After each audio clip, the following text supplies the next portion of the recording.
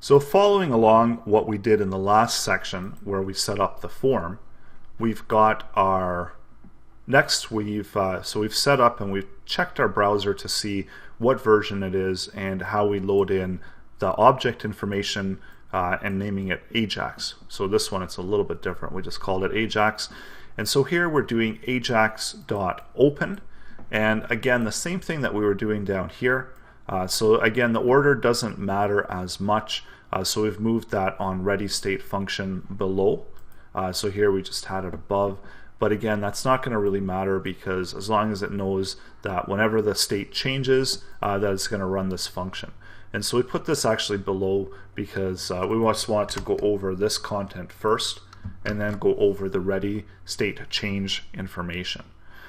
So again, we're just using get because this JSON file it's available online anyway. So if we just went to quiz.json, we'd be able to see that JSON file. So we're not worried about security as we were with the form in the last one. So we're just using get. And again, we want to use that asynchronous. So we want all of the files to load first, and then when it's ready, it's going to make these create that output. And then besides the open, we've got set request header. So much like again in the form where we had set that form URL encoded type data, so the content type. This time the content type that we're doing is application JSON. And again, we're setting that true, much like we did in the form, or by default it would have been true. So here we're just sending out that set request header, and this lets us set up to receive that JSON data.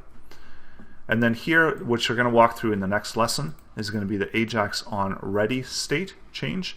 So again, it's looking for that ready state, and when it's ready, it's going to run through and run all of that code there. And then lastly here, we've just got ajax.send, and so there's no information that we're sending, there's no values. So we've just placed null in there. You can leave it blank, or you could just code it out, or you could put null in there if you want.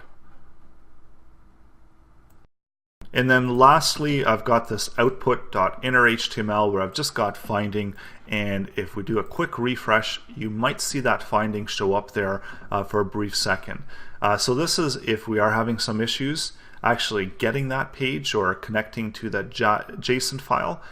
We want to have that finding there, or some kind of spinner there, so that the user knows that there's some data loading. So we don't want them to come here and see, wow, there's a blank page.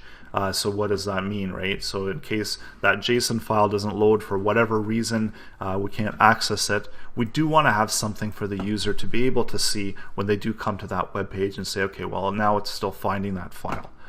So this is just a message to the user about what's happening here. And then lastly, this function, we're going to be implementing this later. And all this is doing is this is just checking if my answers are right or wrong, and it's just putting that response in the console. And of course, you could work through this and create your own responses here within these questions. So in the next lesson, we're going to be working through how we're using JSON, and we're parsing out JSON like what we did here in the beginning. And then this is parsing it out in a usable format that we can then pull through into the HTML code and build out our HTML page.